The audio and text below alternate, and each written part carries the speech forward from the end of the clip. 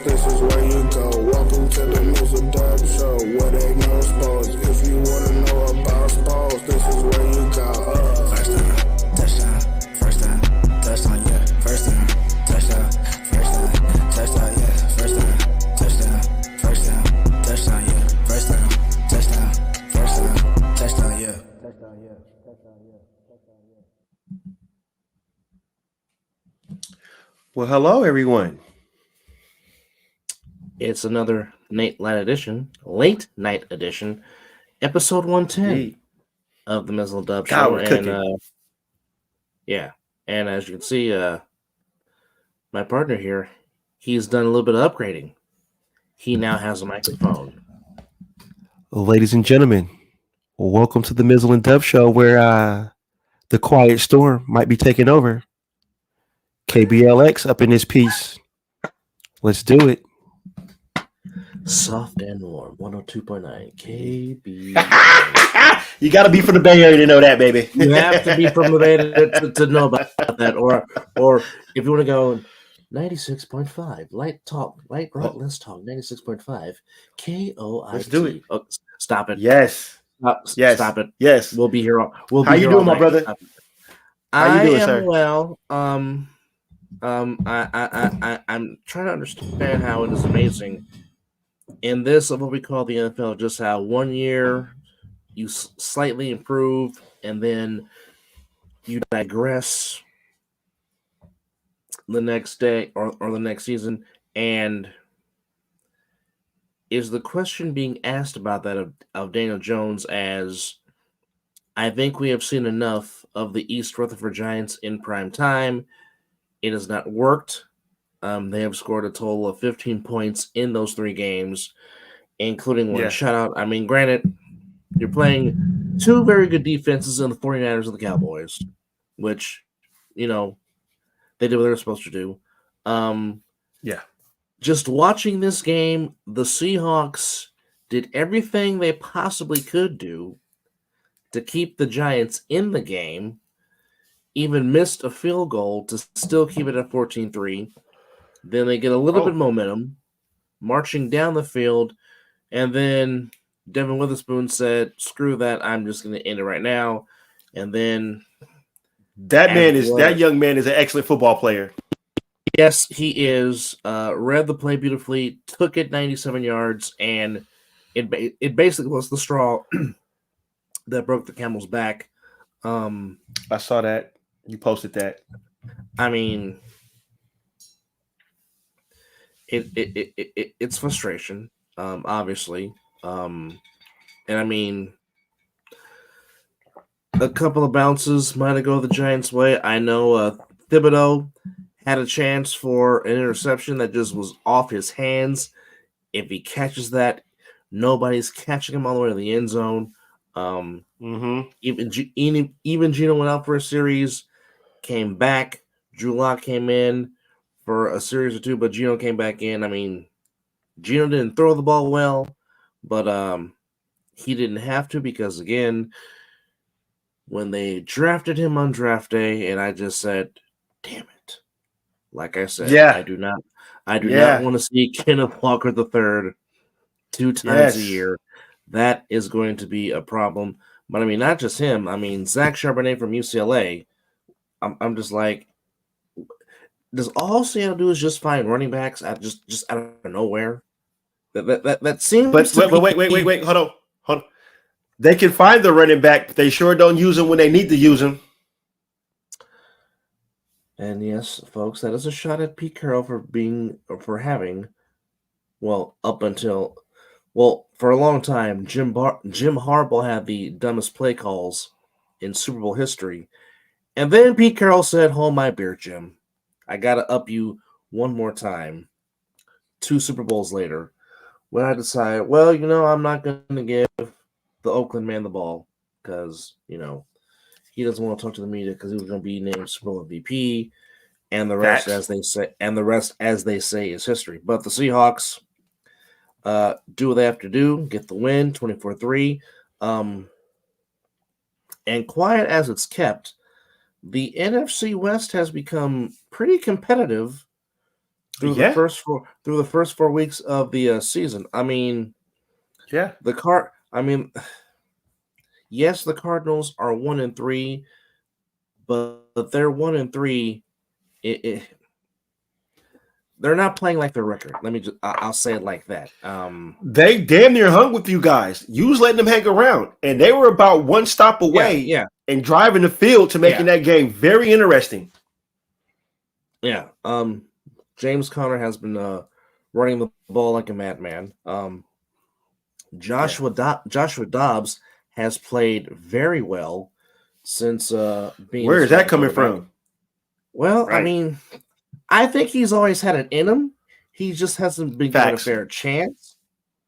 Yeah, and he's been showing it. And of course, I'm a huge Rondell Moore fan. Have been since he went to Purdue. He was very. I wanted the Niners. I wanted the Niners to draft him, but unfortunately, he fell to the Cardinals. I was just like, damn it, because I was high on him, and I was guys. Yep, I'd be ecstatic. Yeah, but that's okay because now Ronnie Bell just happened to slip to us and fall in our lap in round 7. So that makes up for not getting Rondell Moore or Elijah Moore. He slipped all the way to the 7th round. Well, again, and I've been saying this all offseason long. If he didn't hurt himself, he would have been a higher draft pick. Which is why I say the same thing about the running back at Michigan, Blake Corum. If Blake didn't hurt himself last season with the way he was going, he probably might have came out and he would have been a higher draft. He would have been a higher round draft pick. Agreed. Definitely agree. To which I still think he'll be that going into 2024 when he goes into the draft because I love watching him in Michigan. Ever since I first saw film on him, I've just been a big fan. But I mean, you got the Rams 3-1, even though they almost gave it away to the Colts, but they're 3-1. The Seahawks bouncing back nicely after the Rams completely shut them down at home during week 1. So I mean, the Niners are 4-0 and rightfully so. But I mean, this NFC West division so far has been playing some pretty good ball. Pretty lights out. Yeah, but the Rams have a tough one at home this upcoming week for sure, and we'll talk about that as we are previewing week 5. Before we move along, how we talked in pre-production, do you think the Giants paid the wrong player? As of what you're looking at right now, regardless of that Saquon is hurt, do you think they signed the right player? I personally would have given Daniel Jones $45 million a season. That's just me. So you said you would have? I would not have. I probably would maybe give him half of that, maybe 15. But I know what I got when I have 26 in the lineup. I know who 26 is. I know how special 26 is from Penn State University. I've seen that Nittany Lion and what he can do. Okay? Mm-hmm. Ask the USC Trojans in that Rose Bowl game about Saquon Barkley. And if you don't know what fake I'm ass talking chop.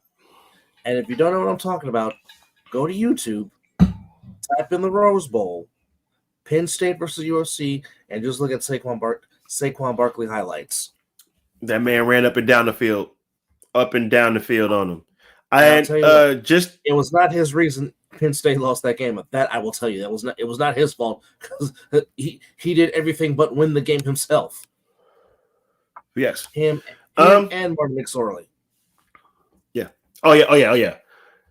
Well, given if me and you were running the organization, I would have paid Saquon Barkley just like I would have paid Josh Jacobs.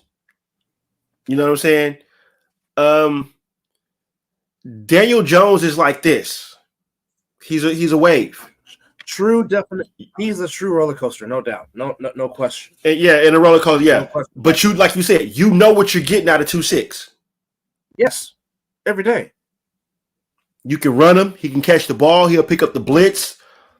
Yeah, I'd have gave him the money before I'd have gave Daniel Jones. But I get it because of what the market is and how they value the running back right now, which I believe is utterly bullshit. Because next to the quarterback, the running back touches the ball more than the center. It goes center, quarterback, running back. Those are your predominant ones that touches the ball the most. Yeah, a wide receiver can get over 100 yards, but guess what? That quarterback touches the ball first. The running game sets up the passing game. You know, I'll say this. Look what the Cowboys did to DeMarco Murray. They ran that man into the ground and didn't want to pay him. And his career was over after that. After the Eagles paid him. The Eagles paid him. That's right. He did that, and the Cowboys didn't want to pay him, so he went to Thank you. Factual statements on this show, people. But at the same time, before he had his one good year to where the Eagles paid him, that's all. DeMarco Murray could hardly stay on the field. That's what people keep forgetting because, and that was back when he was at Oklahoma. That was when he was at Oklahoma. He did good in spurts, but it's like, okay, well, if he can stay a full season, and I mean, it was the same thing with Darren McFadden. He would show you spurts, and then those 2 years, you knew how you. I'm gonna speak in the microphone when I say this. Okay, those 2 years. You know how I felt about Darren McFadden. I fought for him long and hard when Raider Nation wanted to give up on him. Until he just couldn't stay healthy. I'm dead. But those 2 years under Hugh Jackson, you saw what Darren McFadden was. And why did you see that, sir? And why did you see that? I know we got to get back on track, but why did you see that? No, because Hugh Jackson be like, okay, Razorback, come here. Girl, come here. What plays do you like to run? Tell me. And I'll put that in my playbook. You tell me what runs work for you, and I'll incorporate that in my playbook. And then when I call it, you hit the hole and go. The Denver game, I believe Tom Cable was the head coach, but Hugh Jackson was the offensive coordinator. Am I correct? Correct. They should have never fired Hugh, and I'm leaving it at that.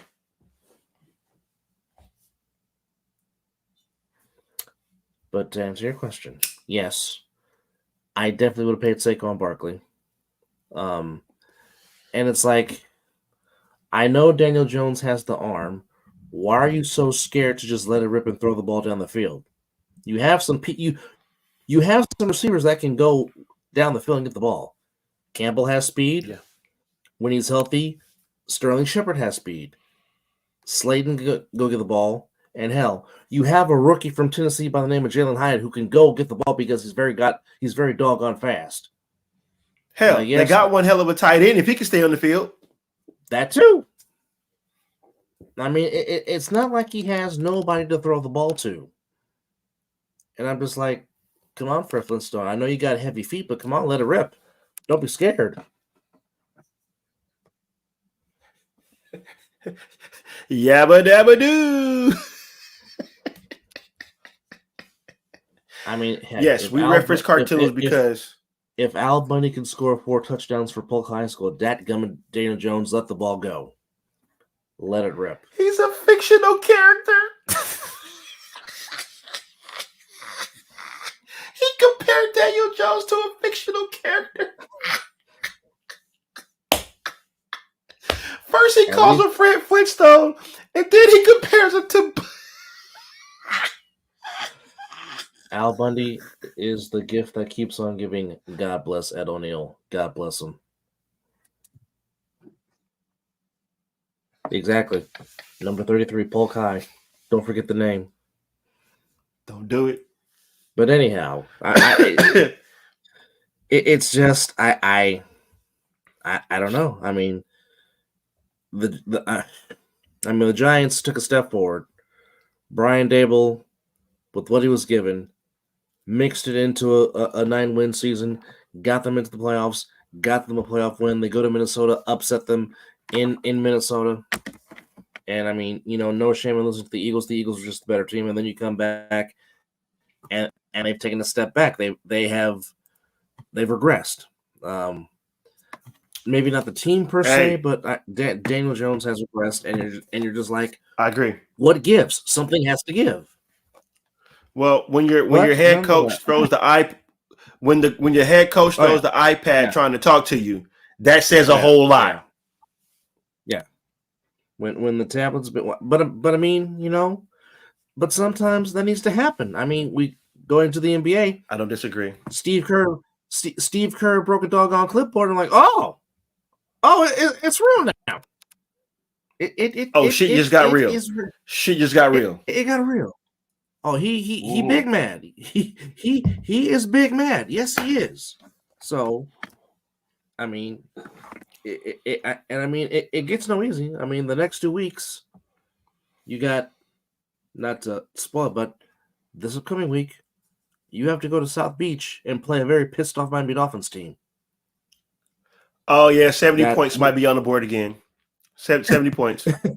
I'm already picking Miami to win that game. We ain't even. You can just lock that in right now. You can just go ahead and lock that in. That's Mizzle is picking the Dolphins. He said, write it down. Take a picture. Because you like to take a picture. All that shit. Come on, write it down. You like writing things down. But speaking of which, it was media day in the NBA, and Jimmy Butler. Looking like he could be the backup singer for Gladys Knight and the Pips.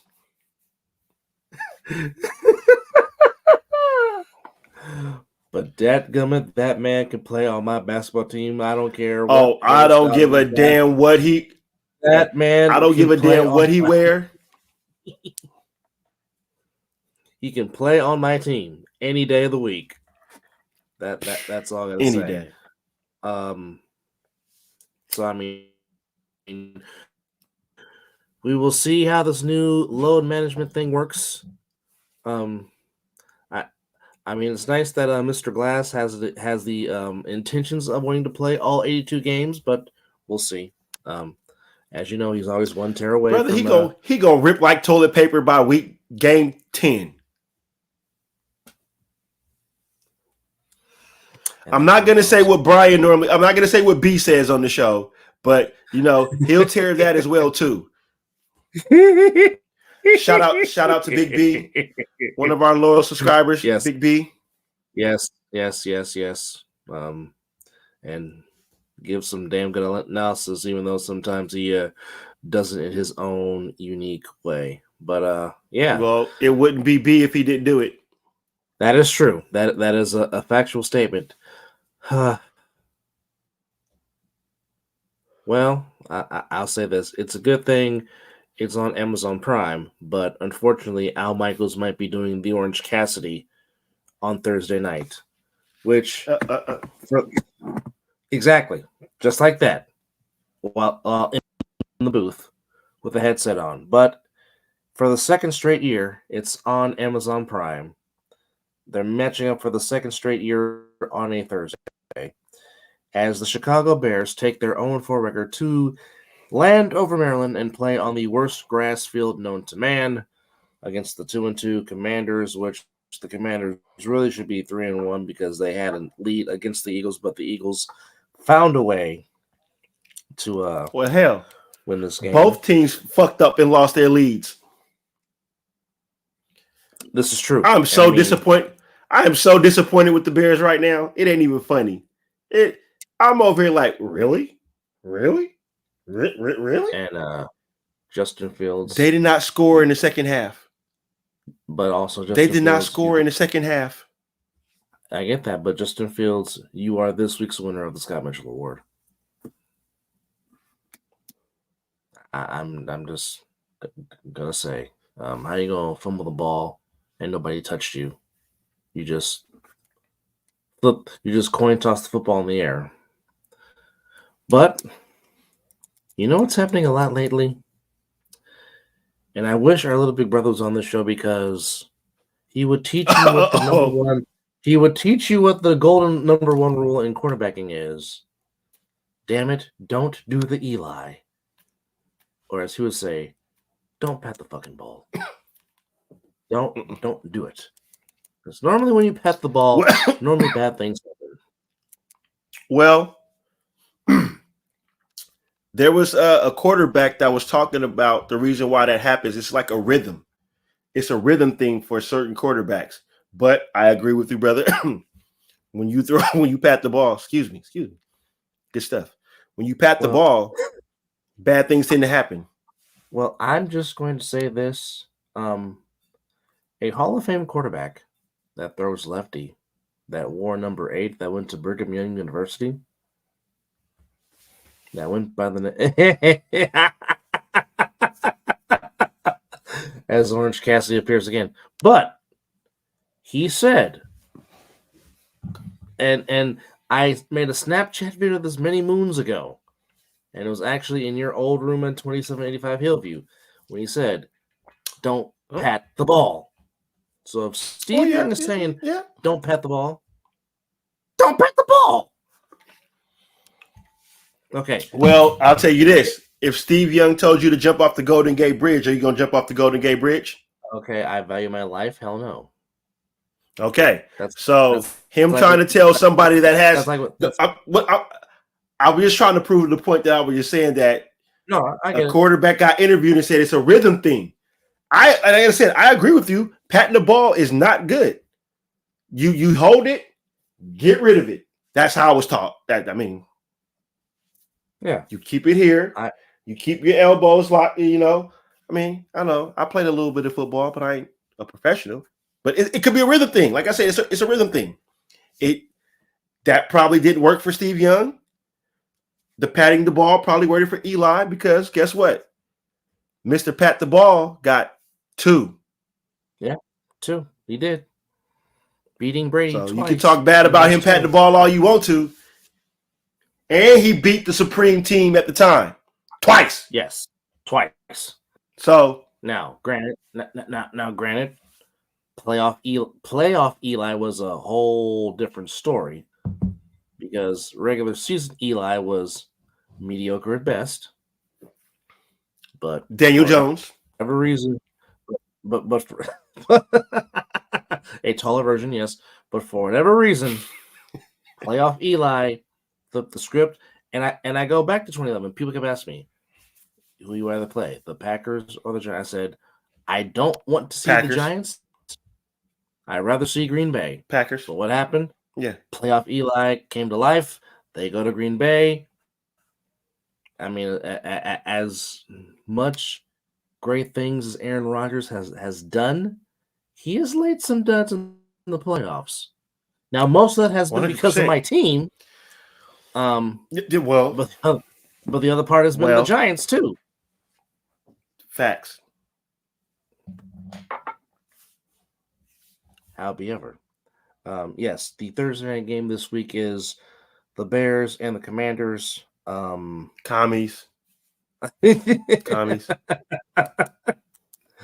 Move along.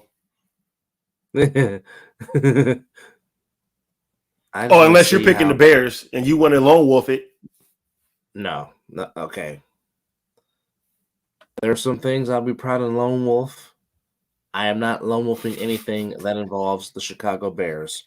Unless number 9 and number 34 is walking through that door, and number 50 and number 51 is on defense with 99 and don't forget about 2-8. No. Don't forget about 2-8. No, I ain't doing it. I can't do it. Mm-hmm. I'm like Mike Sumter. Can't do it. Can't do it. Okay, we need to download that. And we need to put that in the sound sound bar. Yeah, like can't do it. So there's another early morning game, this time by way of NFL Network at 6:30 in the morning. But yes, the Jaguars staying in London. Well, okay, is it in London this time? Yes, I thought we discussed this on the last show. Okay, yeah. No, but it might be at a different stadium because they played at Wembley this past Sunday against the Oh, Falcons. yeah, So you're right. this time, You're right. so this time is at Tottenham Stadium, and you can catch this on NFL Network, as it is the Jaguars and the Bills Oh in shit. Tottenham in London. So right Oh shit. now, unfortunately Shit. for the Bills, Tre'Davious White is out for the season towards Achilles. Ain't that on Which turf? on field turf yet again, yes, against the Dolphins, Might be yes. time. Might be Here we time. go again. Jordan Poyer, safety, he's questionable. Christian Binford, questionable. Um, Khalil Shakir, wide receiver, is questionable. Um, Devin Lloyd's up for the Jaguars. Jamal Agnew is questionable. Zay Jones, questionable. Antonio Johnson, questionable. And that was as of yesterday. Both teams can put up yards. Yeah. The run game might be the key, but I think it'll be a close game. But the Bills are starting to trend in the right way. I think the Bills are going to circle the wagons. I'm going with the Bills Yeah. in a close You took the game, words right but out my mouth. close game. But the Bills will circle the wagons. No, yeah. I wasn't gonna say close game, but I was gonna say circle the wagon after you made your pick, and I was gonna be like circle the wagon. So let's take the Oregon Trail. Find that good Buffalo. All right. This matchup is very, very intriguing. The Texans, strong off their win against the Steelers, take a trip down to the ATL to take on the Falcons. A whole lot of Rookie of the Year candidates are in this game. Of course, C.J. Stroud and Will Anderson Jr. and of course B. John Robinson.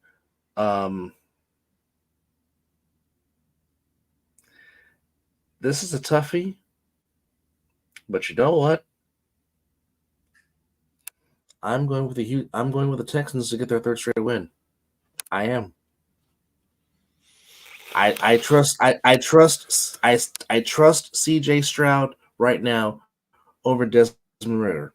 As much as I love B. John Robinson and Drake London and Kyle Pitts, if we're talking about just strictly quarterback play, I trust CJ Stroud more than I do Desmond Ritter. I just do. That's why I'm going Houston. D'Amico Ryans has that team believing, and you can see they're playing hard for that man, which that's not a shock because we knew that was going to happen anyway, but I'm going with the Houston Texans. I am. Why am I giving all your former coaches all this damn love? Mike McDaniels, D'Amico Ryans, Robert Saleh. Like, what the hell is cooking out there in Santa Clara that got these coaches? But they're to being a great leader of men. I agree with you. I think every game this season so far, CJ Stroud has thrown over 300 yards. Until last week. Last week he didn't throw for 300? No, he did. I thought so. Oh, you're saying every game so far he has thrown. Okay. Every game I misread. Yeah. I misheard. Yeah. No worries. But yeah, every game this season so far, he has thrown for over 300 yards. And if I'll look that up, or if Dub looked that up, but I believe that that's a factual stat there. I mean, like you said, D'Amico Ryan's got this. Whatever he's spewing, they're taking it, and yeah, I don't see nothing else changing with the Houston Texans. I think the Texans get this game in well. It'll be a close one, like you said. It's gonna be close, but I just think that at the end of the day, CJ Stroud is playing good football. The running game is nice. They're catching the ball. It's the game ain't looking too fast for him. So yeah. And BJ Robinson gonna get his. Don't think for one he's not. That juke move he put on that Jaguars defender.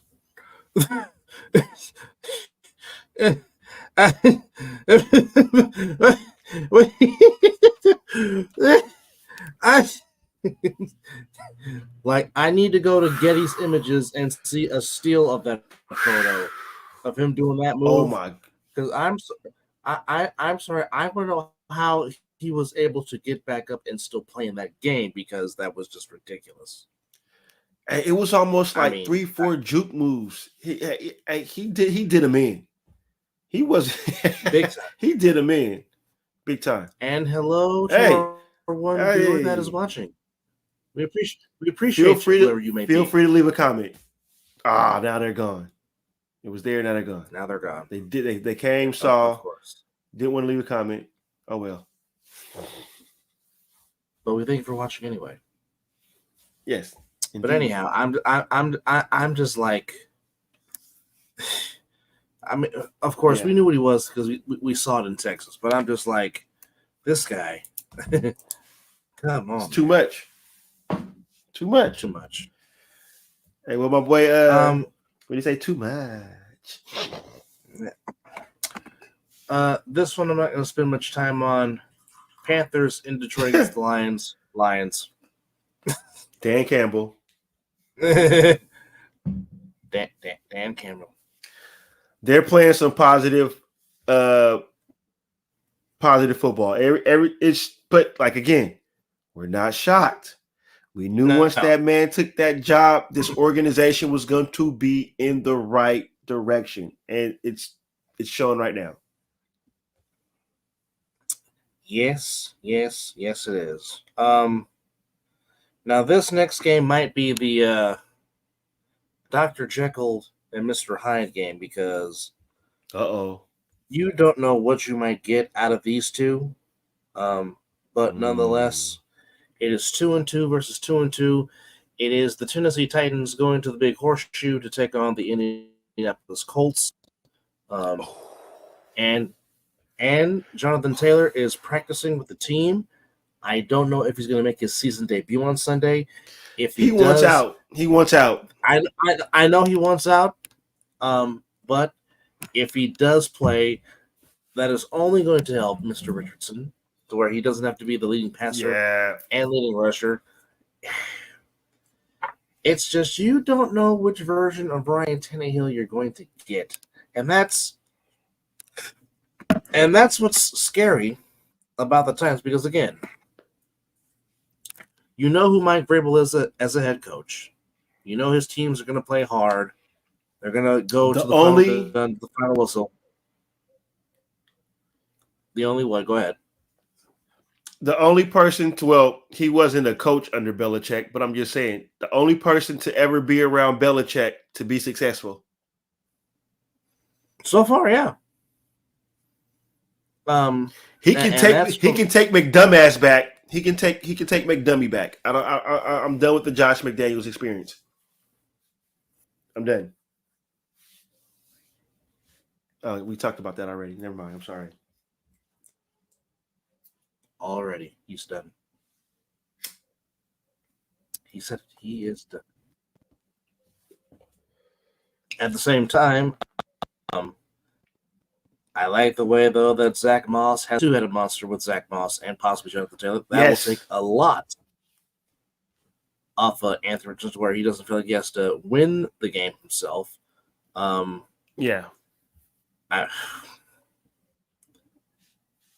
This is a toss-up, though.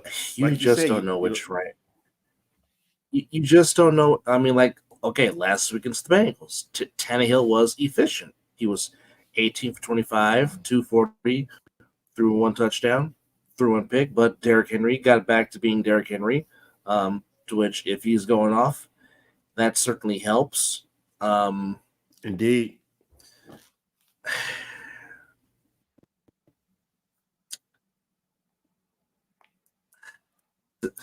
This is a toughie, but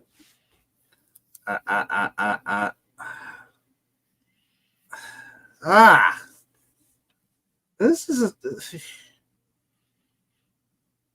I'm over here battling myself too. That's what I'm sitting here waiting on your pick though. Do you want me to go first? I'll go first. I go first. You can, but normally these two teams play, it's normally close down to the wire games with these two, because it always normally comes down to a last second field goal for whatever reason when it involves these two teams. Yep. But I can't go against King Henry. I'm going Tennessee.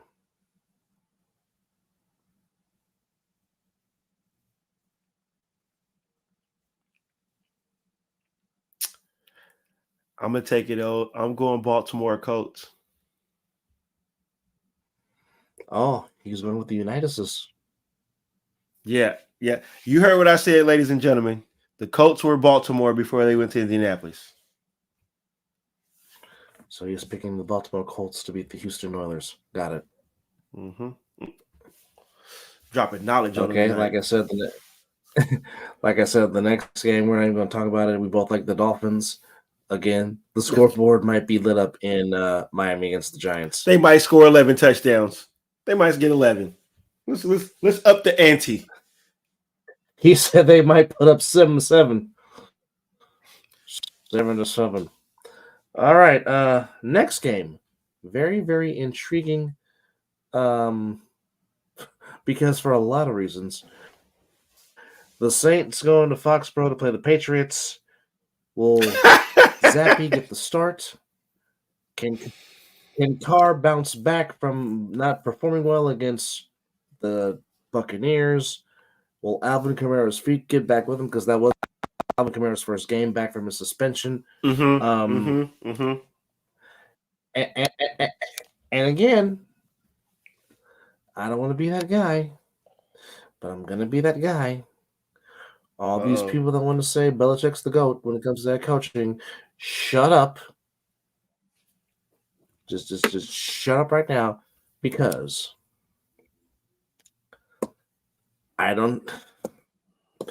he was 36-44 in Cleveland, 8 games under 500. He is 2 games under 500 since Brady left. He's been 26-28 since Tom Brady left. So, if you want to add that, which we're going to do, we're going to do some math for a minute. We're going to school. We're going to school for a second. We give you everything on this show. Okay. He is 10 games under 500 without Brady. 62-72.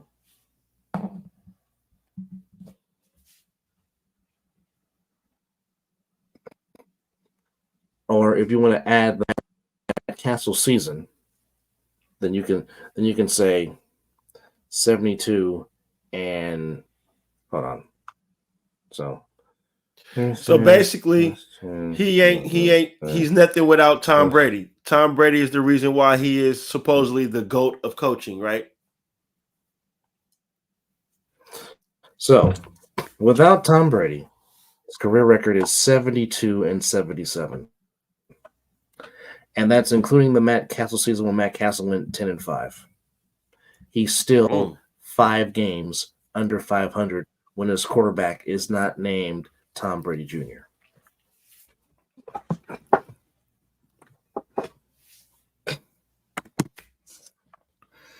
Well, so if anybody wants to ask, well, was it because of Belichick or was it because of Brady? It was because of the doggone quarterback. Yep. So with that being said, you're definitely not picking the Patriots. Why would I ever pick the Patriots? And same thing with me. So let's go. I am not picking the Patriots either. I mean, don't get me wrong. I mean, we could say if they had a better team, Brady, I would have picked them, but they don't have a better team. Yeah. Their team's and the not better. fact that your best defensive player in Matthew Judon, we don't know if he's going to play because he did get hurt against the Cowboys. Christian Gonzalez and Judon are not playing. Well, Alvin Kamara will have a big day, Saints. Yep, I got the Saints too. And matter of fact, they don't know when Judon or Gonzalez is coming back. That's how severe their injuries are. That's going to be a problem. That's going to be a problem. Now, normally when these two teams get together, let me take that back before you move along. Let me take that back. The Patriots do play the Raiders this year, right? Yes. We do play the AFC. Yeah. So Matthew Judon and Gonzalez will be back and dominate the game. Yeah.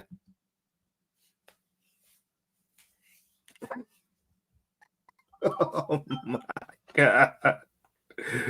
Oh Jesus. Oh goodness. Goodness gracious. Great balls of fire. And the funny thing about that is I was listening to Unnecessary Roughness, and shout out to Q, because Q is always very good. Yes. Anyhow, and there was a caller that called in and said, "You don't want to be the get right game," and that's true. You don't want to be the get right game. No. But basically, what you're saying Kenny is Pickett, get game. right game. Yeah, well, Kenny Pickett, get right game. Right. Josh Allen, get right game. Mm-hmm. So that's Correct. The two losses of the other teams that lost. But when they played the Raiders, they got right. And I believe, the Bills didn't lose their next game, but the Steelers lost their next game after playing the Raiders. So the get right game. So I don't like that. We should be better than that. Touche. And yes, the Jets fan is in the house. Greetings, good sir. And I just want to say, I do agree. The refs were definitely on the Chiefs side on Sunday night, and we'll talk about that a little bit later when we preview your beloved Jets game. So just keep that in mind. Anyhow, yes. But anyhow, jumping to the next game. Normally, when these two teams get together, it is the epitome of black and blue football. It's one of the best rivalries in the NFL, and I agree wholeheartedly. Yes, I agree with that. I agree with that statement. Wholeheartedly, 1,000% agree with that statement. Definitely. Cousin, you don't have to worry about me ever agreeing with a referee.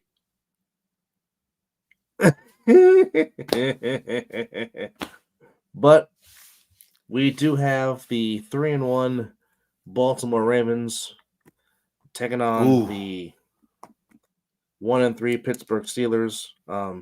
And with the way Mike Tomlin looked very upset in that press conference after the Houston Texans, you would expect a fire to be lit under the Steelers at home. But with that said, it's going to be your typical Steelers-Ravens game. But Lamar Jackson is playing some fantastic football. And I know we always say the rule. I know we always say the rule, never go against Mike Tomlin. But Lamar's playing some fire football, and I can't go against the Ravens. I love Mike Tomlin.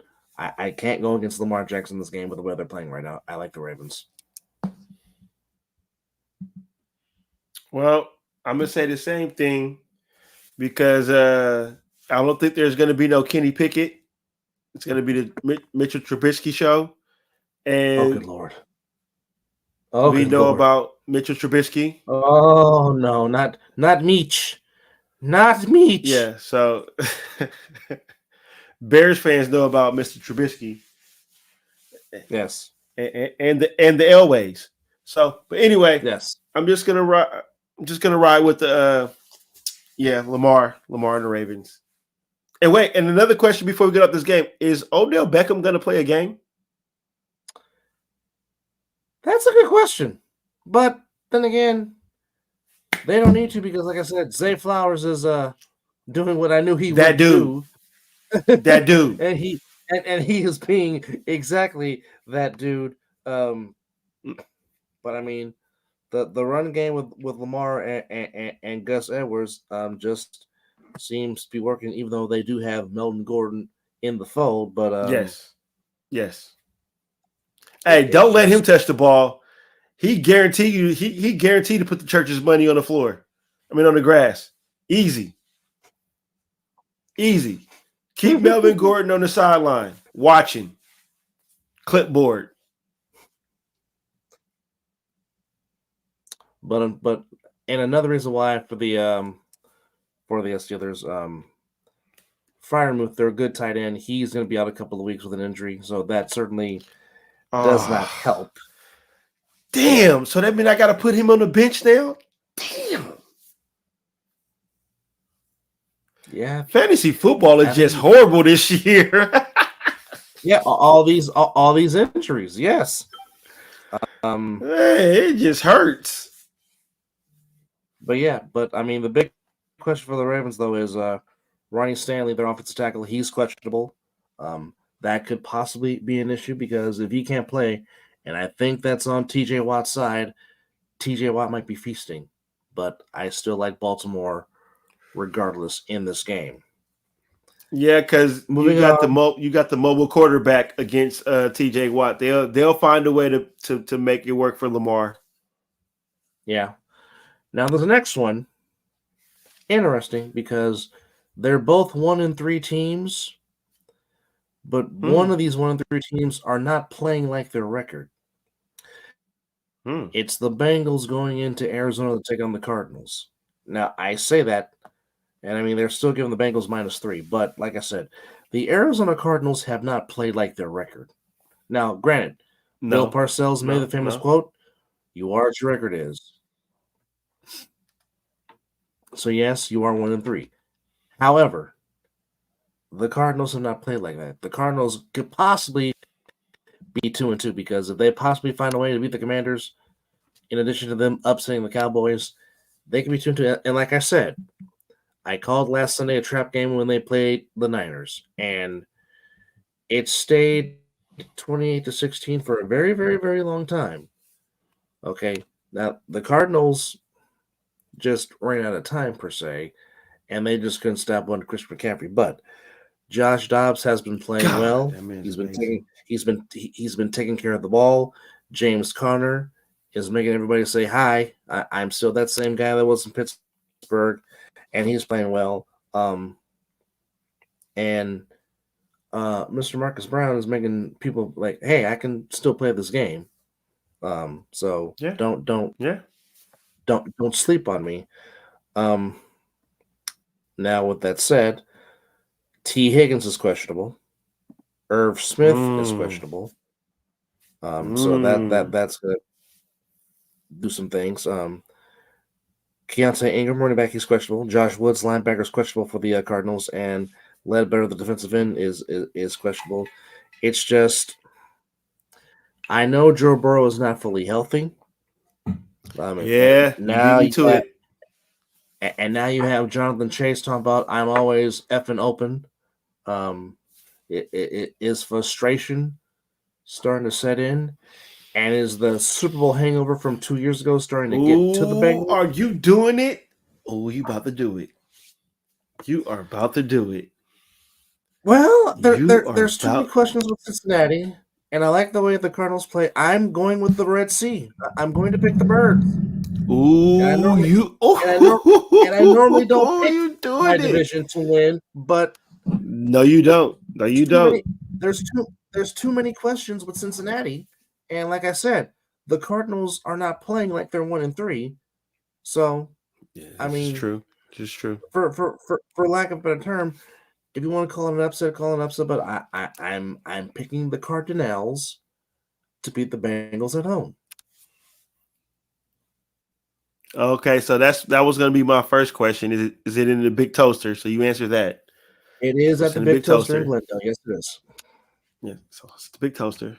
Jamar. And Jamar Chase is having. If you're wondering why we call it that, if you've seen the outside overviews of the stadium and the aerial shots with the retractable roof, it really does look like a freaking toaster that you could put some bread in. and put some butter or some jelly on it and have yourself some toast in the morning with your coffee and or orange juice. I have been calling it that the first time I've seen it. The 1 year that I lived in Arizona, I lived in Glendale. I lived about 10, 15 minutes away from the stadium. So as I'm going to work, I'm driving by it. As I'm coming home, I'm driving by it. But from the outside, it looks like it's a beautiful stadium, one of the best looking stadiums in NFL football. But it looks like a toaster. And plus, it's had some very good Super Bowl matchups in that stadium, also. Oh my goodness, the Steelers and Cardinals. That was in Tampa, but yes. Oh, was that in Tampa? I swear I thought that was in Glendale. No. Okay, excuse me. You had Eli's first, Patriots and Giants, Super Bowl 42. Well, that's always a great one. Was in that stadium. Okay. It's always a great dumbest play call. The dumbest play call in Super Bowl history also happened in that stadium. Was that Marshawn Lynch? That was Marshawn Lynch. That was Super Bowl 49. And our past Super Bowl 57, Chiefs and Eagles, was also in Glendale, Arizona. So for 2 straight years, Super Bowl. Yes, it was. So for 2 straight years, it's a desert-filled Super Bowl, with the Super Bowl being here in Las Vegas and in Glendale last season. And of course, since the stadium opened, the Fiesta Bowl has been a part of that stadium as well. You picked the Cardinals, right? I did, yes. Do you need some Tylenol? No. This is just one of those games. It's like, but this is going to be the one that I'm going to throw out there. This is going to be my Joker game. I'm not picking the Cardinals. Tiger Stripes it is. Yes, I'm right with Joe Burrow. One leg and all.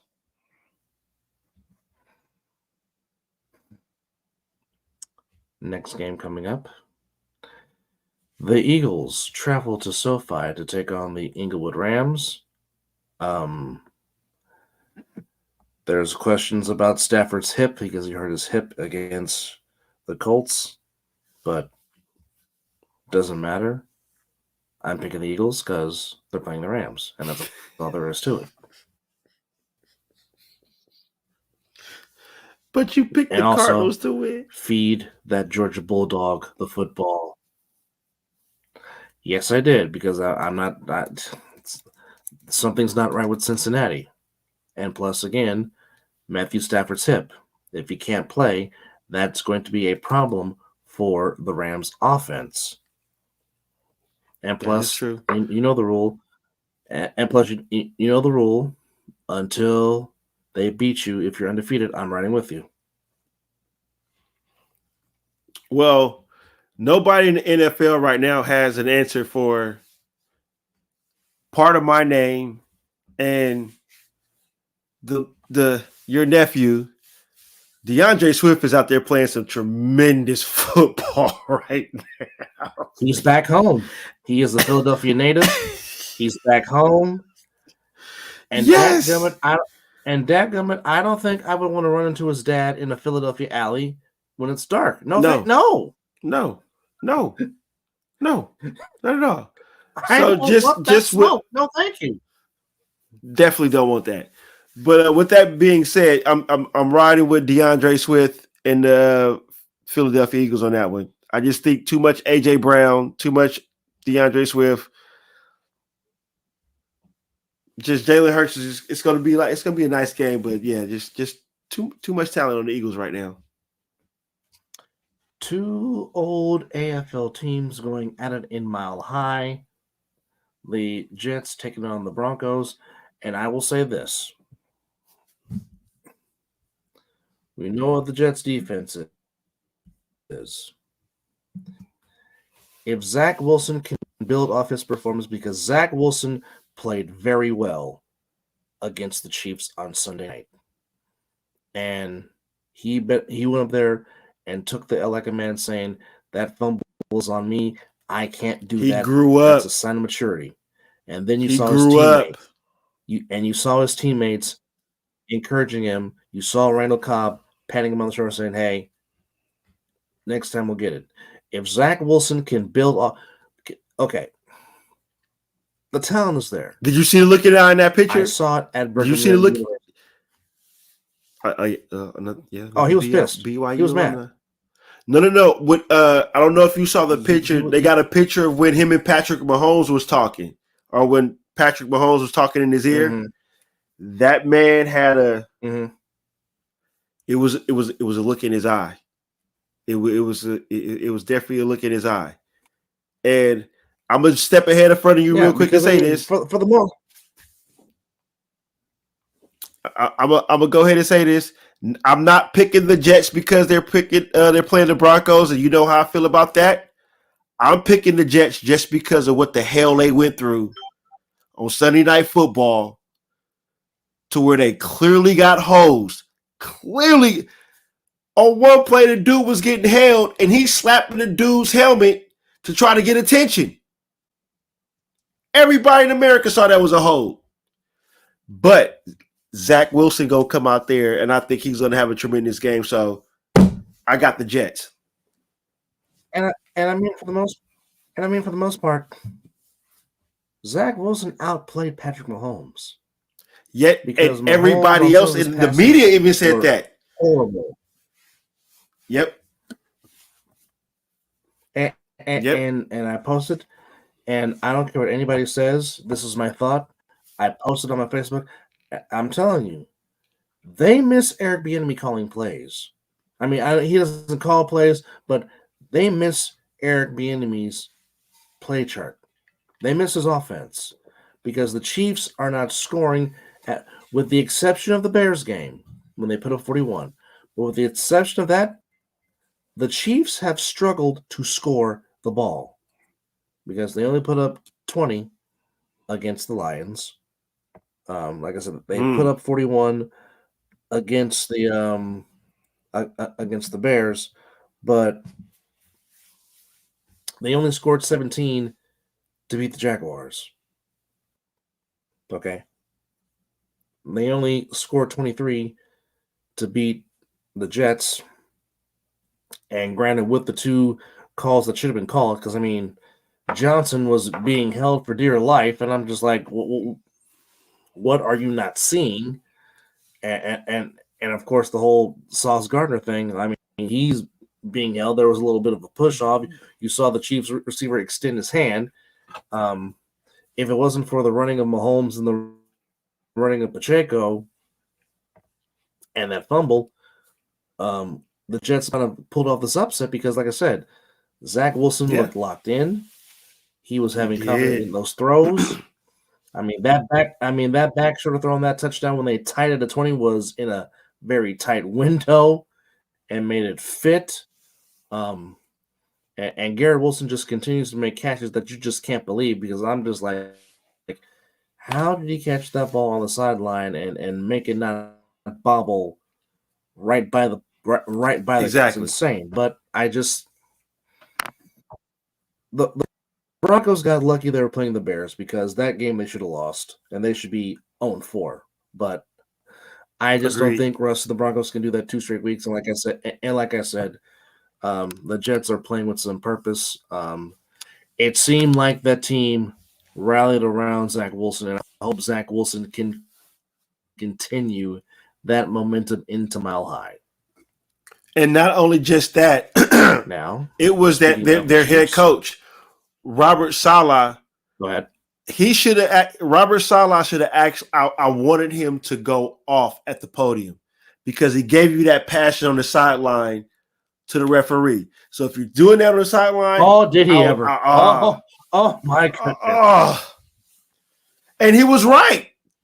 His argument was, perfectly right. I just wish he could have taken it to the podium. But I just wanted to say that before we moved on. No, he went off and unleashed a tremendous amount of passion. And by the way, ladies and gentlemen, season 2 of Loki starts this Thursday on Disney Plus. Don't forget to check that out. You already know I'm watching. You ain't got to tell me twice. I know I gotta tell you, you probably have a special alarm for that one. But for those that are No, I familiar with just that one, watch it this when I chick come from the home from Rainbow work. Bridge of Oscar. That too, just like it does be Just with like Disney. tomorrow night. Um, I think I'm gonna say this. I think I'm gonna say it wrong, but Ashoka with Rosario Dawson will be later on this evening. So I'll be watching that when I yes, come home from work. Yes, indeed. Disney Plus.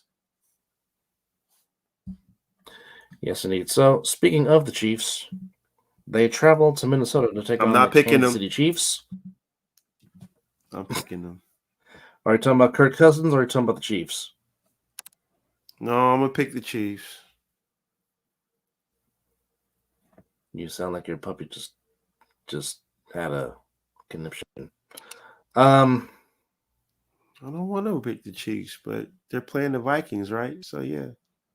Yeah, they're playing the Kirk Cousins. Yes, they are. Yeah. I'll say this: I'm picking the Chiefs, but it would not shock me if somehow the Vikings pulled off the upset. It wouldn't surprise me. I I'll don't say it like think that. nobody can guard Justin Jefferson, to tell you the truth. Oh no, nobody can guard JJ. I'll just Just he might go off. I think both tight ends and Hawkinson and Kelsey are going to be wide open. yeah. My question is, can Pacheco run the ball like that again, like he did against the Jets? And I mean, Pacheco was fired up. He's back home, went to college at Rutgers, so you kind of expect Yeah. him to just run with a little bit of passion. I want to see the Vikings implement Cam Akers along with Madison in the run game, so Kirk Cousins doesn't have to throw the ball 50 plus times because that's just too much to be throwing a ball in a game. Yeah. But you know, This early at that. yeah. But like I said, I'm picking the Chiefs to win in the rematch of Super Bowl IV, but I won't be surprised if but I won't be surprised if the Vikings somehow pull it off. And now you want to talk about a heavyweight fight. This is an old school 15-round fight coming up Sunday night in Santa Clara, Oh, we going California. 15 rounds. We already talked about it earlier in the Oh week or earlier in the day shit. about the what I mean the as Orange Cassidy is getting ready to take another nap. But yeah, it's one of the best rivalries in sports. It's up there with Duke, Carolina, It Yankees, Red is. Sox, Giants, It Dodgers, is. Lakers, and It Celtics. is. Um, it's something special when you see the Cowboys and 49ers do battle, be it in the regular season or be it in the playoffs. Now, I will say the one Dallas beat writer that asked Dak that question was kind of stupid on his part. I mean, Dak doesn't need no more motivation to try and want to beat the Niners since he is 0 for his last 3. Oh my God. It's it's going to come down to well, I mean, you got Micah Parsons and Nick Bosa, 2 defensive stalwarts.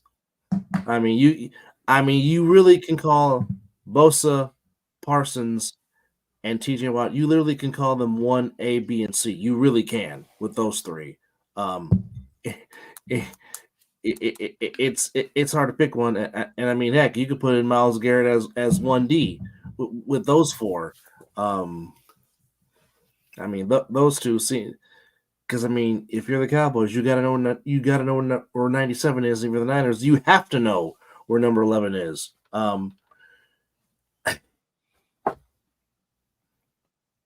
It's basically gonna come Man, down we to 2 already know who things. you picking. We already know who you picking, bro. Of course that we don't need to explain who I'm picking. But my thing is, can now again, no Trayvon Diggs, so Brandon Ayuk might Exactly. be able to eat. And this might be the game to where George Kittle shows off his play receiving skills as opposed to his blocking skills. But it's going to come down to one or two things. Can the Cowboys contain Christian McCaffrey? Can the Niners contain Tony Pollard? That's what it's going to come down to, because we know Dak likes to be in a giving mood when he plays the Cowboys. Yeah. And Brock did just enough in a playoff game to beat them. But doggone well who I'm picking. I don't need to say it. I don't need to say it. But I think it will be a fantastic game. I think it'll be a dogfight. I really do, because this possibly could be the NFC Championship game in January. I really feel like this is only going to be part one. I think they're going to see each other again in January. I really do.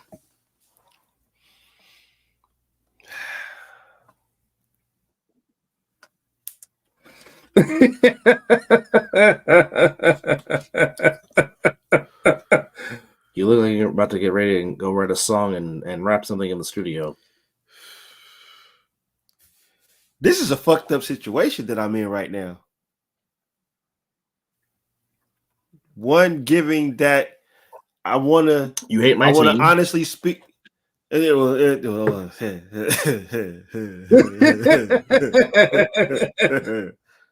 Or you hate certain people in my fan base. And not to this mention hate is a strong word. Hate is a strong word.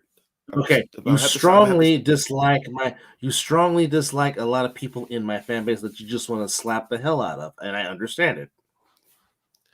But it goes on that my sports knowledge, but my so-called loyalty because I'm married to a Cowboy fan.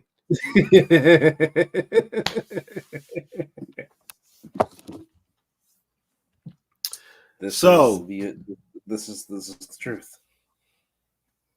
So with that being said, it is gonna be a good game, but there ain't no way in Sam Hill and blue hell that the Cowboys is gonna stop Christian McCaffrey. That shit ain't happening, bro. That's not happening. What the dude was already a beast losing in Carolina. Not a man that came to an organization where coach does know how to run the ball and use his running backs, but sometimes when it matters the most, he doesn't do it. But anyway, in the regular season, he's amazing. So with that being said, I'm gonna host this damn glass of tequila up. I am going to cheers you on live TV. I mean, excuse me, live recording, not Lord. TV. We ain't there yet. Live to me live saying the damn Niners are going to beat the Cowboys. And Stephen A. Smith is going to be laughing Monday or Sunday evening.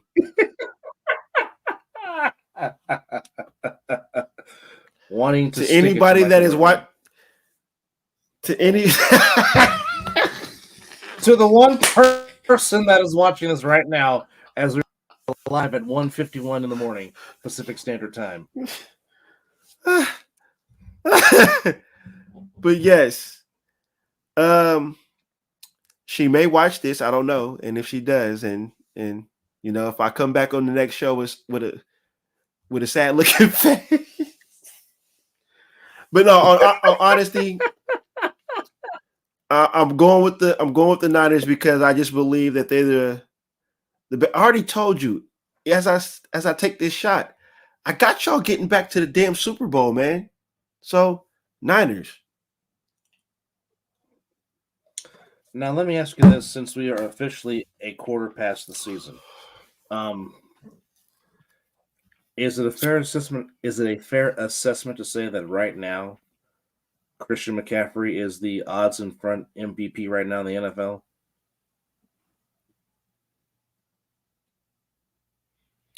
If it's not or if I should paraphrase it this way, if it's not McCaffrey, then who is it? Micah Parsons.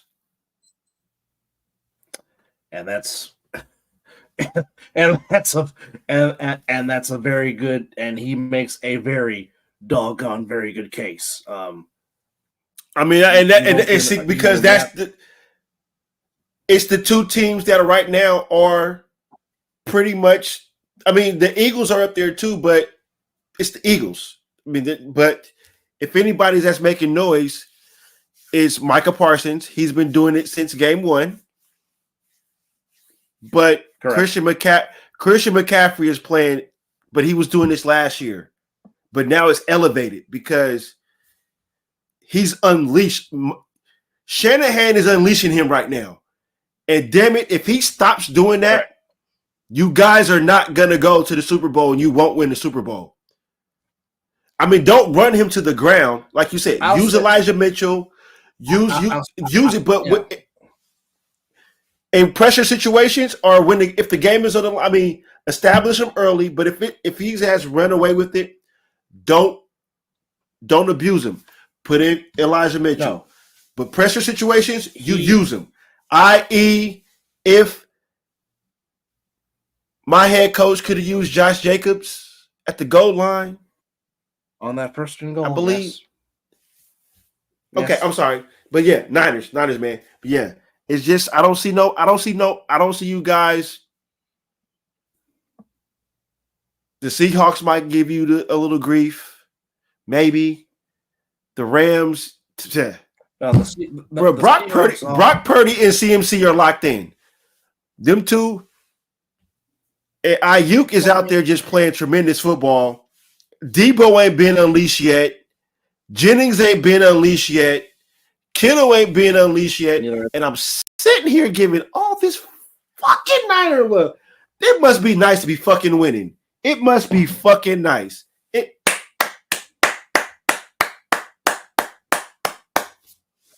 my.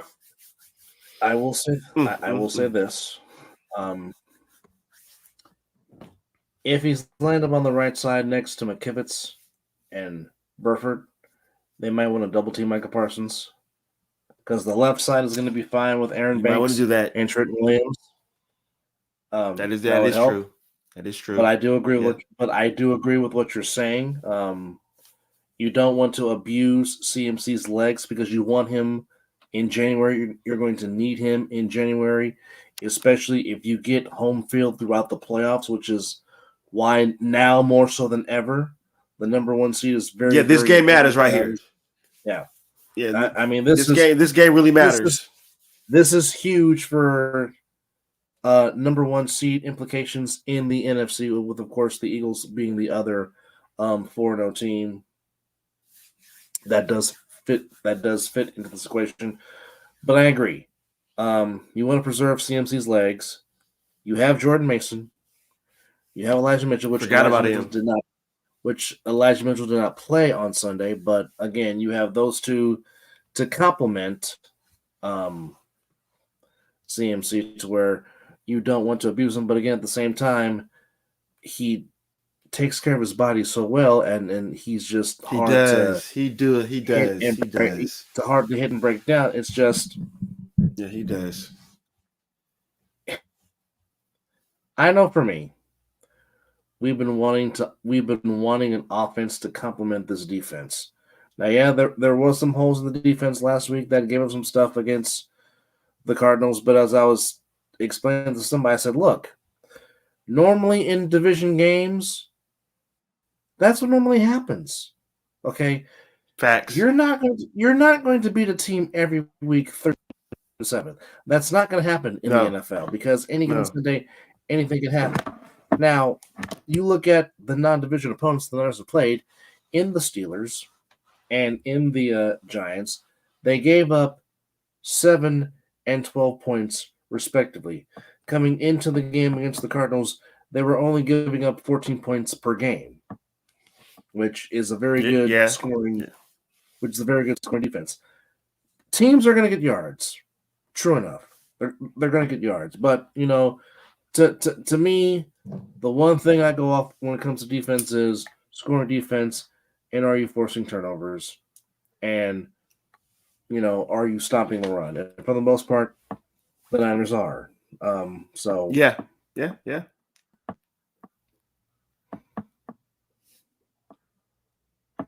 me do this right. Okay. Oh, so wait, was the Niner game? This is the Sunday night game. Niners and Cowboys are the Sunday night game on NBC. Yes, they are. Oh, so I know what we're talking about next. Packers, motherfucker. Move on.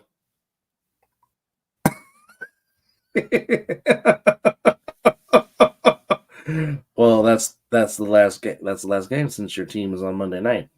Well, he is going. That's with why I the said. Cheeseheads. That's why I actually was at the Sunday night game. It- Jordan Love is going to look like Brett Favre. I'm telling you. Oh, good lord!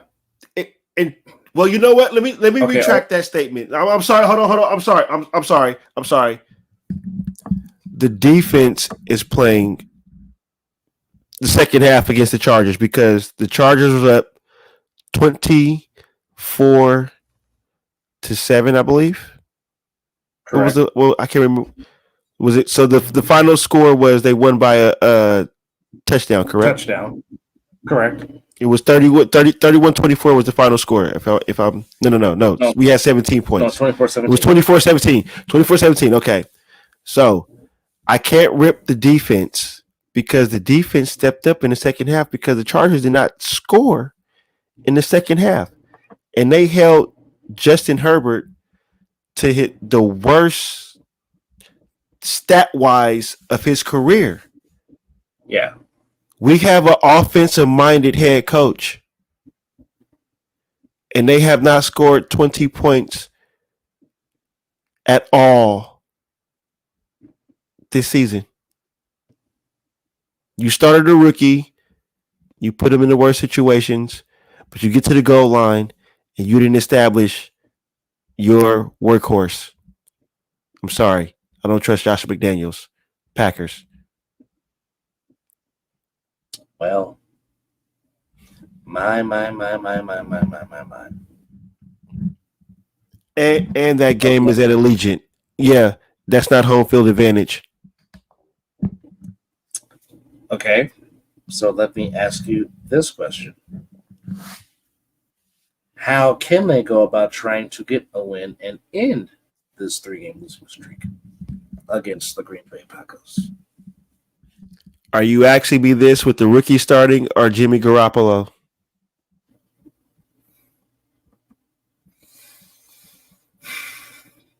Okay. Yeah, love the comeback question. Break it down with both of them playing. Give me one scenario when Garoppolo's playing. Give me one scenario with O'Connell playing.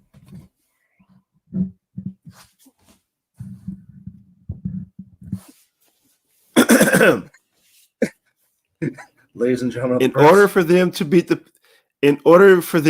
Packers with Aiden O'Connell, McDummy needs to dial up plays to where the ball is coming out his hand quicker.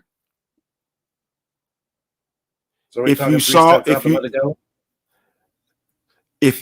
what he was, I know.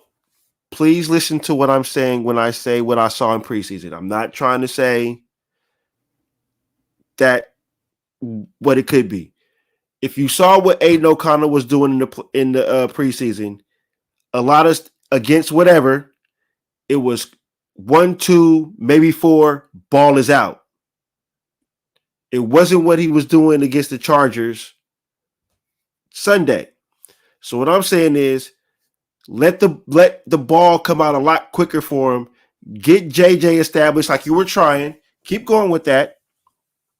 Can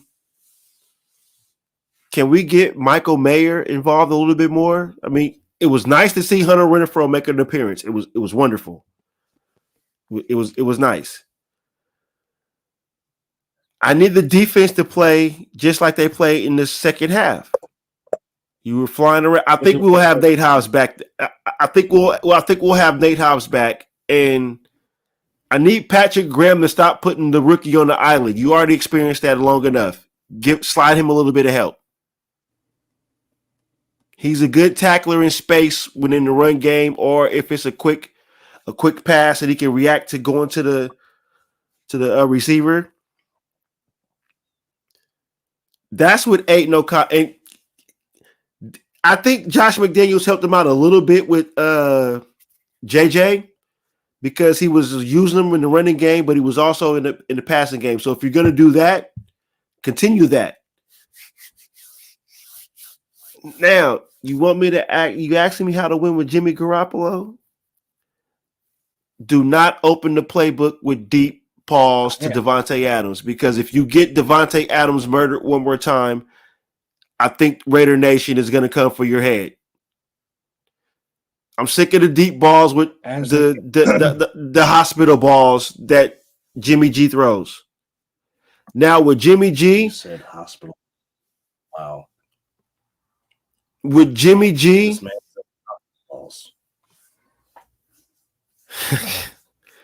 with Jimmy G, JJ has to be the focal point starting the game to open up the passing game to get Jimmy G comfortable. Because we can't come out slinging the ball with Garoppolo. That's just that. No, that is set up for failure. My same analysis with the defense. Just play how you've been playing in the second half against the Chargers because you played lights out. And I believe, like I said, we get Nate House. I think we'll get Nate House back. Help the rookie. That's all I'm gonna say. Just if the rookie's gonna be out there, help him. And David Long Jr. should never step foot on the football field ever again, because how you're a cornerback and you're offsides on the third down and the best player on defense gets a sack. That was a fumble, but you were offside. So yeah, never step on the football field again. I'm sorry. Well, Just he's questionable. He's questionable anyway. Well, Curtis keep Bolton that is question on IR. mark and keep him on the sideline. John Runyon is questionable. Jair Alexander, questionable. Zane Anderson, questionable. Elgin Jenkins, the guard for the Packers, questionable. And DeAndre Campbell, linebacker, is questionable for the Packers. But nonetheless, he's picking the Cheeseheads. I agree with him. So, what could be the deciding factor is the Colts Titans. He likes the horseshoe. I like the Oilers. I do. He likes the Bengals, and I like Cardinals. So we will see if I can at least put this. What are you What are you down by? What? I am 4.5 back of you. You are 5 up in the loss column. So I'm 4.5 back.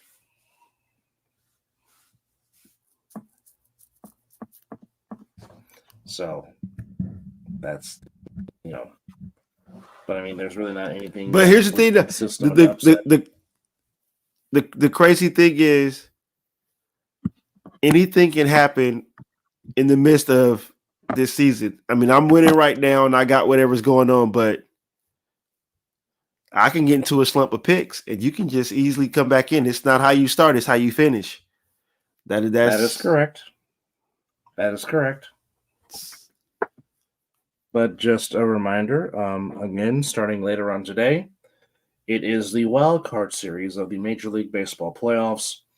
ABC, ESPN, and ESPN2 is where you can catch all the action and all the games. So kicking it off will be the Texas Rangers under Bruce Bochy against the Tampa Bay Rays, both wild card winners. That game will start at 3:08 p.m. Eastern Time. Of course, that is 12 noon here Pacific. Then the other game at 4:30 Eastern or 1:38 Pacific Time. Twins hosting the Toronto Blue Jays. 4 o'clock Eastern Pacific, 7 Eastern, the Diamondbacks and the Brewers at the land of Miller Lite and the Great Pilsner Taste. And, of course, Yuka on the radio. The Yuka. Nice. And the Yuka seats. And the nightcap is the Miami Marlins against the Phillies, 8:08 Eastern, 5 Pacific. To which, by the way, the Marlins won the season series from the Phillies as the Phillies, the defending National Yeah, the Marlins actually took the season series from Philadelphia, so that's just something to keep in mind. But the Yeah, that Phillies makes this are the seriously a reigning lot defending. interesting. Yeah, but the Phillies are the reigning defending National League champions, so they do get to defend their title. So that means if Bryce Harper gets hot like he did last year, watch out. But that's some good stuff. But also, just want to reiterate the fact and give tributes and give their flowers to Adam Wainwright, who's retiring, and he's going right back into the Fox broadcast booth. So you will be able to hear Oh, Adam Wainwright in the you'll be able to hear him in the series with the Astros and the winner of the Blue Jays Twins series. He'll be on that division series as Fox this year is doing all the American League playoffs and TBS is doing all the National League playoffs with the division series and the LCS, and of course Fox doing the ALCS and the World Series with Joe Davis and John Smoltz, of course. But yeah, October baseball, NFL quarter already a quarter through the season. The NFL already, good grief. and we got But basketball coming real soon too. preseason basketball coming. We already got preseason hockey going on right now. But before Brother, we this is our fire say so season long right for now, now, bro. We're going to be pushing out shows. We're going to be pushing out shows right yes. now. This is where we take off. But real quickly, before we say so long for now, Yes. VOD Tech coming to the Doak. How do you handle the Hokies?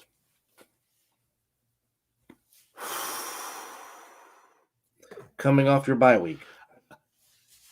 I'm just going to say if we're coming off that, we got to establish the running game. Get the running game going.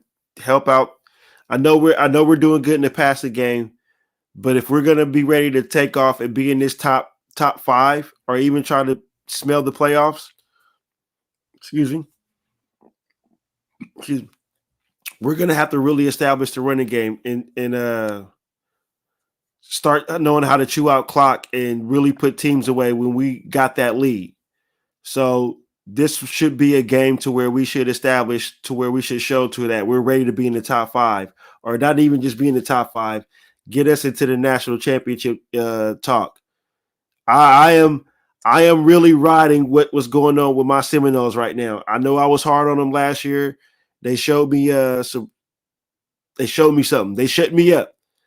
The first time that I had to sit here on this show and eat some real crow about one of my teams, because I only had the Seminoles winning 6 games?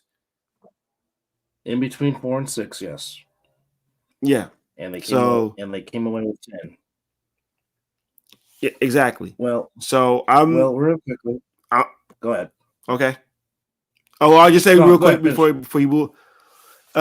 Yeah, they just gotta. I want to see the running game established a little more. I know that Jordan Travis can sling that ball.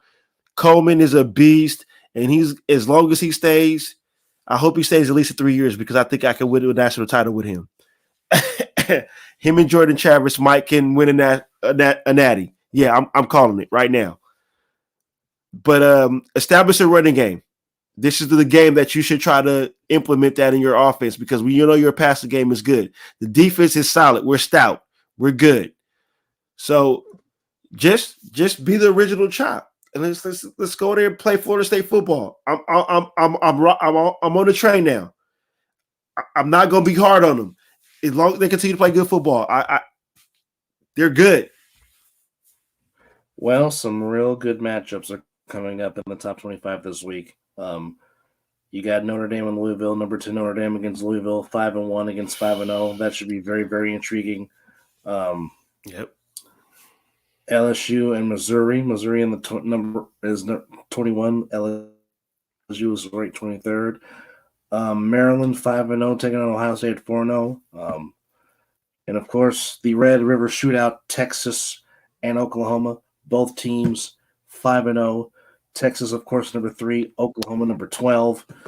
And my Georgia Bulldogs have got a tough one playing against number. The Bulldogs cannot take Kentucky lightly. It will be at home between the hedges, but I think one thing that is that running back Kentucky got is pretty good. You definitely have to establish.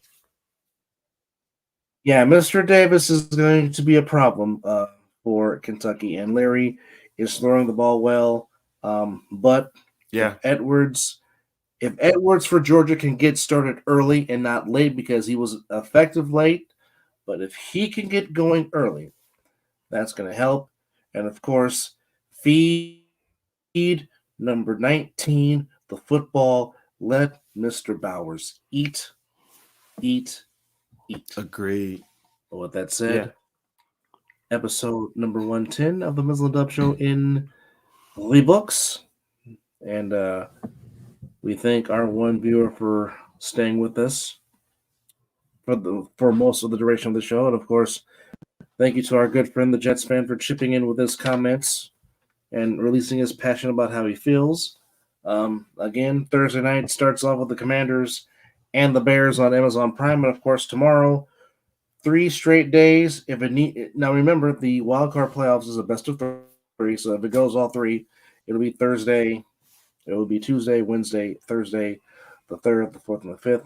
But as we close, I will say on this day was a happier moment for the Giants baseball team as on this date, back in 1951, you heard Russ Hodges scream vividly over the radio, "The Giants win the pennant, the Giants win the pennant." The shot heard around the world as Bobby Thompson hits the home run off of Ralph Branca as the Giants break the Brooklyn Dodgers' heart in the National League pennant playoff game. So happy anniversary to the shot heard around the world. But with that said, we thank you for watching, and seems like every time we do a show, we gain a new subscriber, which is always a That's very, a beautiful very thing. good thing. Yes, it is. We appreciate So, every subscriber and every watcher. This is yes. like I say, I get to sit here and talk sports with my brother. And by the way, before we end this show, it seems like that in our male soap opera, Mr. Copeland himself, the rated R superstar, has crossed over from WWE to AEW. Oh boy. And we're now, I think that, and just in case, this is going to be a little tease if the Ring Psychology 2.0 podcast with myself and JP pits back up. We've been on hiatus because JP has been dealing with some stuff, which we hope he's okay. Sounds like he is.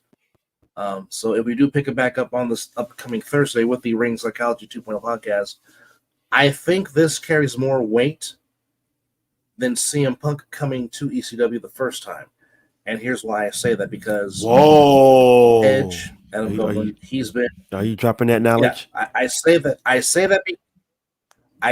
because Edge has been a WWE/WWF lifer. Now remember, CM Facts. Punk made his name in Ring of Honor before he even came to the WWE. Edge has been nothing but WWE his whole career. Even starting with him being on the show when Bret Hart was on the show and he was asking him about how to get noticed. Edge has been a WWE/WWF guy through and through. That's why I say I think it carries more weight than CM Punk jumping over to AEW. Now, yes, Adam Cole going from NXT to WWE was huge, even though Adam Cole never got that main roster run before he left. Which he should. I think they should have gave him a shot. Which they should have, but I'm just saying Edge being one of the main players because, of course, we talk about his rivalry with Randy Orton. We talk about his rivalry with John Cena. We talk about his rivalry with Kurt Angle. We talk about all the things he's done with TLC, being the first Money in the Bank, this, third. But I just think it carries more weight of him jumping ship because he was such a WWE lifer, and now jumping over to AEW where he wants to help and do some things. And like he said on X, formerly known as Twitter, said, there's no bad feelings. It's just relationships just sometimes just it's in a different situation and in a different place, and he just feels like, hey, WWE will always be home. It did what it did for me, but I want to try something new, and you can't be mad at him for that. So there will be more details into that if we pick back up on the Ring Psychology podcast, which you can check out also on Love YouTube it. Love it. under the Pruneda Brothers Productions banner. So for those that don't know, yes, Adam Copeland made his debut on the pay-per-view on Sunday in Seattle. Got a huge pop.